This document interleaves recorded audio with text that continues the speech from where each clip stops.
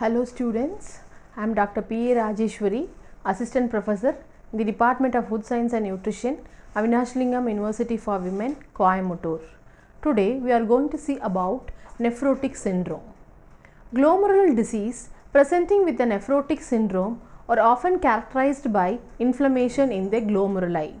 Nephrotic syndrome can be caused due to progressive glomerulonephritis, diabetes mellitus, systemic erythromatous and quadern malaria resulting due to drugs, heavy metals and toxic venom. Now let us move on to the signs and symptoms of nephrotic syndrome. The signs and symptoms of nephrotic syndrome include weight gain, proteinuria, hyperlipidemia, edema, chest pain, hypervitaminosis D, hyperkalemia and weakness. Adults who have nephrotic syndrome usually have some form of glomerulonephritis with renal failure not far behind. Elevated low density lipoprotein cholesterol is also a common form of changes in lipoprotein production. Nephrotic syndrome results from the urinary loss of albumin and other plasma proteins of similar size. It is characterized by proteinuria, hyperalbuminemia, edema and hyperlipidemia.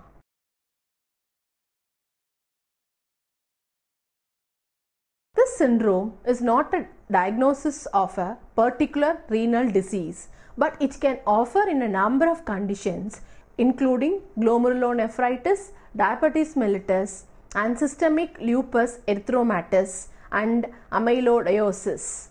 Patients who are not edematous or hypoalbuminic are said to have nephrotic range proteinuria. The mechanism of proteinuria is complex in this disease condition. It occurs due to structural damage of the glomerular basement membrane, which leads to an increase in the size and number of its spores, allowing passage of more or large molecules including plasma proteins into the urine.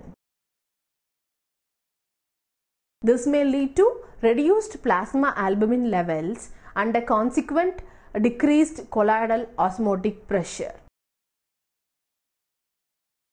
A reduced colloidal osmotic pressure in turn causes fluid to be lost from the intravascular space into the surrounding tissues, thus lowering blood volume, cardiac output and blood pressure.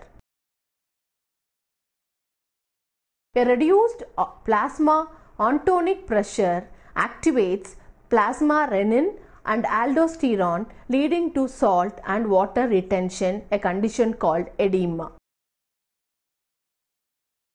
An increase in the hepatic secretion of lipoproteins and coagulation factors also occur in the nephrotic syndrome. This leads to the clinical abnormalities such as hyperlipidemia and hypercoagulability. The increased loss of protein can result directly or indirectly in excessive losses of several ions and trace elements from the system.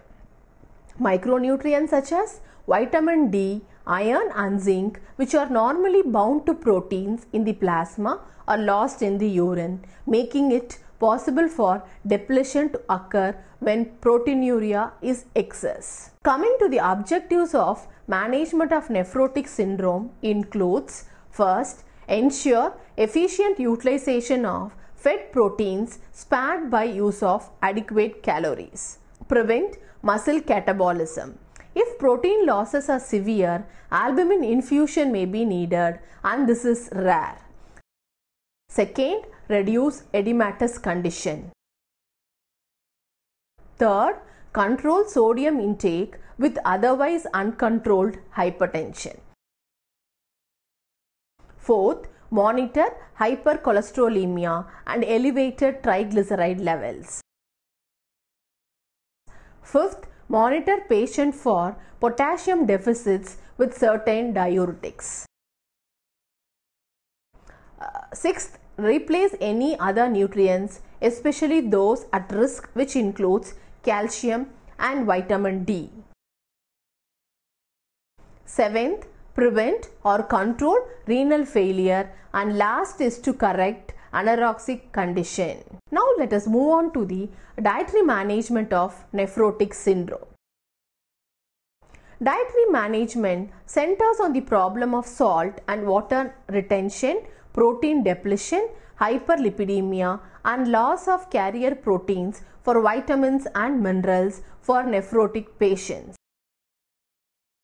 A very high protein diet will alter GFR, that is glomerular filtration rate, limit protein to decrease hyperfiltration. A low protein diet that provides adequate energy can maintain nitrogen balance in nephrotic syndrome. These patients have normal anabolic responses to dietary protein restriction and feeling. Proteinuria probably stimulates conservation of dietary essential amino acids. In about 20% of children with nephrotic syndrome, kidney biopsy resets scarring or deposits in the glomeruli. The two most common diseases that damage these filtering units are focal segment glomerulosclerosis and membranoproliferative glomerulonephritis and membranoproliferative glomerulonephritis. Rarely, a child may be born with a condition that causes nephrotic syndrome and congenital nephropathy. The reasons for altering a nephrotic syndrome patient's diet are to help: first, control the symptoms of the syndrome, that is edema, prevent long-term complications like cardiovascular diseases, replace nutrient loss in the urine, especially vitamin D, zinc, etc., optimize nutritional status, and to reduce the risk of progression of renal disease. Now let us see about the dietary and nutritional recommendations for nephrotic syndrome. Energy. To ensure protein use for tissue synthesis, kilocalories must always be provided. High daily intakes around 50 to 60 kilocalories per kg are essential. Since appetite is usually poor, much encouragement and support are needed to meet the energy requirement. The food must be as appetizing as possible and in the form of most easily tolerated. Diet should provide 35 kilocalories per kg body weight daily. The energy intake needs to be adequate for correct utilization of protein. This is essential to maintain the patient's nitrogen balance. The Indian Renal Interest Group recommends that nephrotic patients should be encouraged to consume approximately 35 kilocalories per kg ideal body weight per day. Let us now move on to carbohydrate. Carbohydrate should provide sufficient kilocalories for energy needs and it should be given liberally. This will also reduce the catabolism of protein and prevent starvation and ketosis. Carbohydrate intake should be high to spare protein for breakdown. Nutritional supplements may be recommended to patients with a poor appetite to improve their energy intake. The type of supplement is governed by the patient's preference and existence of sodium, fluid, and protein restrictions. Protein. The replacement of prolonged nitrogen deficit is a fundamental and immediate need for nephrotic patient. As indicated, the plasma albumin level may have been reduced to 20% or less of its normal value and is a major factor in the development of nephritic ascites and edema. The daily protein allowances will vary according to need from 1 gram per kg per day to larger amounts in extreme cases. If the blood urea nitrogen is elevated and oliguria is present, dietary protein must be restricted. Usually, the diet contains 0.5 gram of protein per kg of ideal body weight. Some patients may use 1 gram per kg as long as renal function is adequate to maintain a normal blood urea nitrogen level. Use a diet of modest protein restriction, that is 0.8 gram per kg in adults with 50% HBV. Children should be given the RDA for their age because high protein levels may worsen proteinuria and will not improve serum albumin levels. So how much protein is ideal for nephrotic patient? There has always been a lot of debate over the amount of protein recommended for nephrotic patients. In the early 20th century, high protein diets, that is more than 100 gram per day, were recommended for nephrotic patients. But there is now a general consensus that these diets are not appropriate. High protein diets were used in an attempt to maintain serum albumin concentration. However, a number of studies have shown that increasing protein intake merely increases the losses in the urine and that maintaining a good energy intake is more important for maintaining the positive energy balance. A high protein diet sometimes will lead to further damage and of the filtration barrier of the glomerular capillary, resulting in increased protein losses, and also may increase the rate of renal failure and may increase serum phosphatase levels. Some studies suggest that the composition of protein in the diet may be as important as it is absolute nitrogen content. It was found that in patients with nephrotic syndrome who were fed a vegetarian soy diet, urinary protein excretion decreased. The renal interest group of the Irish Nutrition and Dietetic Institute recommends that the patient with nephrotic syndrome should consume 0.8 to 1 gram of protein per kg of ideal body weight per day from a variety of protein sources. In case of elevated levels of cholesterol and triglycerides, limited total fat and cholesterol intake, decreased intake of concentrated sugars and alcohol is recommended. Encourage use of linoleic acid with amino acid replacement, which may also help to correct hypolipoproteinemia as well as loss of albumin. Elevations in serum lipid concentrations are a feature of nephrotic syndrome. Increased serum concentrations of total cholesterol, low density lipoprotein cholesterol and very low density lipoproteins are the most frequent abnormalities reported. The magnitude of the hyperlipidemia is related to the albumin concentration, and the degree of hyperlipidemia is thought to rise as urinary protein losses increased, but its pathogenesis is not completely understood. These abnormalities have been shown to reverse once the patients achieve remission. And although the degree of atherosclerotic risk as a consequence of hyperlipidemia is uncertain, it seems sensible to advise patients to modify their fat intake by using polyunsaturated and monounsaturated fatty acids by reducing their intake of saturated fats. Sodium.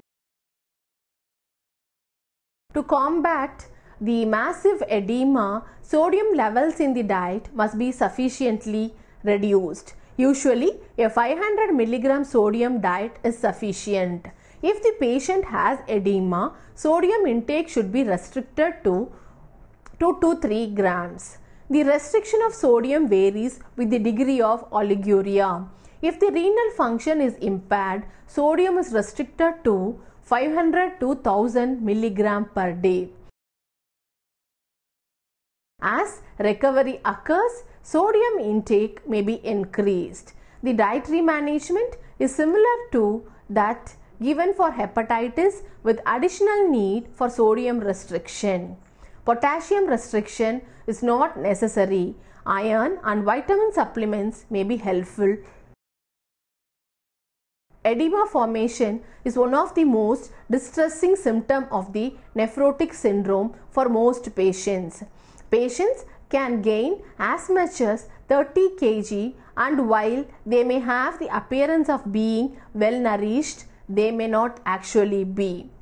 They may also complain of feeling fat or bloated, which can level them at risk of reducing their protein and calorie intake to achieve a more desirable weight. Edema in itself can also lead to a reduced appetite and anorexia. This can further reduce a patient's nutritional intake, leaving them at a risk of malnutrition. In the past, strict sodium restriction played a central role in the management of edema associated with nephrotic syndrome. However, the use of more powerful diuretics now makes this unnecessary in the majority of patients, and a no added salt diet is now advised. Most of our dietary salt intake is derived from salt already added to manufactured food, and not adding salt to a habitual diet will only reduce intake by 15%. It is also worth noting that no added salt diet can also help to reduce thirst in those patients who are also advised to limit their fluid intake. Potassium. With severe oliguria, renal clearance of potassium is impaired, and potassium intoxication may occur, requiring dialysis. Thus, potassium intake is monitored according to disease progression. Micronutrients. The importance of these loses to the clinical manifestation of the nephrotic syndrome is not well established. For this reason, the routine administration of a supplement is not recommended. However, it is felt that if the patient adheres to a moderate protein diet, no added salt, and low saturated fat diet, the extent of proteinuria and edema formation should be reduced, and the loss of these important micronutrients are minimized. Provide adequate amount of vitamin D and calcium as tolerated by the patient. Replace zinc, vitamin C, folacin and other nutrients to monitor iron according to laboratory values. Water. Fluids are restricted in keeping with the ability of the kidney to excrete urine.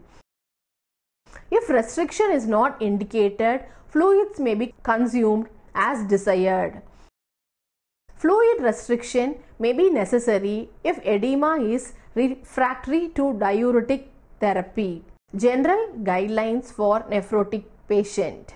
The main aim of nutritional management of nephrotic syndrome is to replace the protein loss by having an adequate intake of proteins. However, high intake of protein must be avoided to prevent any tubular damage to the kidneys caused by filtering of the excess proteins.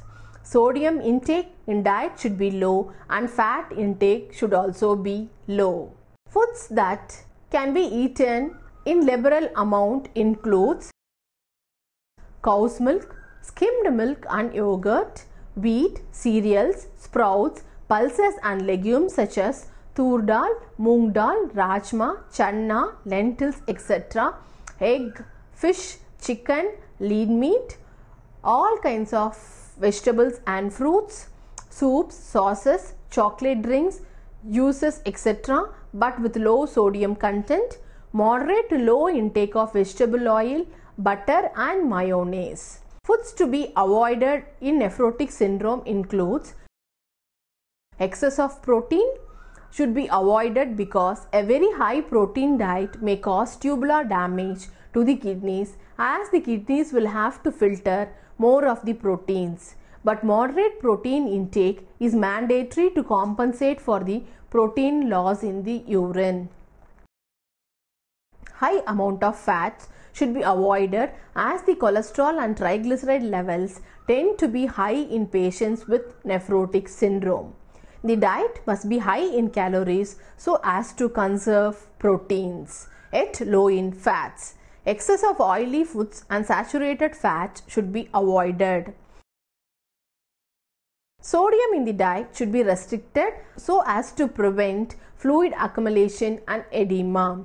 The foods that are high in sodium content and thereby should be avoided, which includes salted wafers, popcorns, salted biscuits, snacks, chips, etc., packets of all varieties, salted pickles, chutneys, curry powder from commercial preparations, commercial salad dressings and sauces, bakery products, bread and biscuits, salted cashew nuts, pista, walnuts and peanuts, commercial cheese, preservative containing foods, noodle mixes, pastas, etc., salted or canned meat, foods containing baking soda and ajinomoto, soy sauce, smoked or tinned fish, and monosodium glutamate.